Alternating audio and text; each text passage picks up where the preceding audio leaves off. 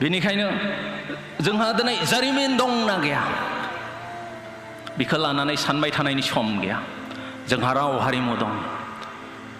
राव हारिमुखौ लानानै जोंनि सिनायथिखौ लानानै बुहुमनि बिखायाव हारि बायदियै गावनि हायाव गावनि सिमानि गेजेराव थांनानै थानो मोन्थाय दं। बेनिखायनो जों नांनांगोन, जुजिनांगोन।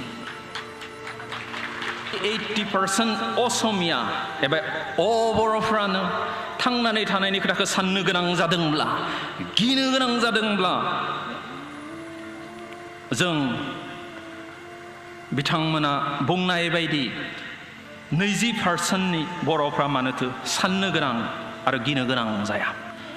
जोंनि सुबुं अनजिमाया 80% बा मेजरिटि मोनब्ला जोंहा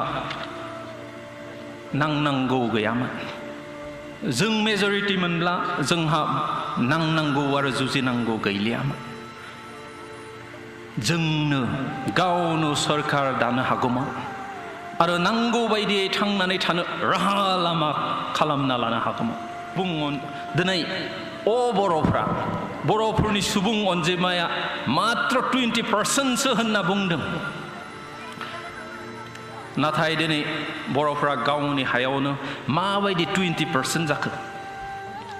निस्सय जिखिनि समाव ट्राइबेल बेल्ट एन्ड ब्लक सोरजिदोंमोन बेखिनि समाव बैफोर जायगायाव बर' एबा ट्राइबेलफोरनि सुबुं अनजिमाया गोबांसिनमोन एबा जों मेजरिटिमोन।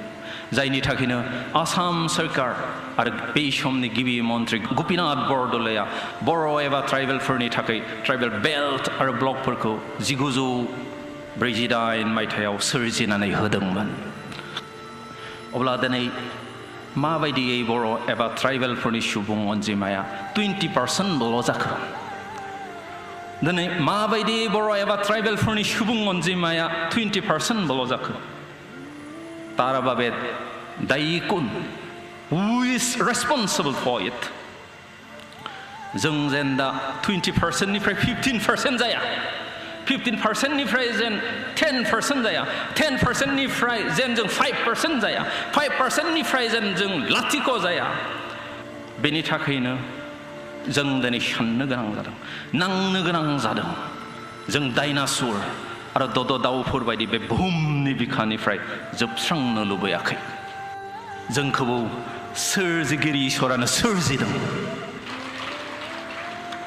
बेनिखायनो जोंहाबो गुबुनफोर बायदिनो थांनानै थानायनि मोन्थाय दं। 20% एबा मेजरिटिनि खोथा गैया।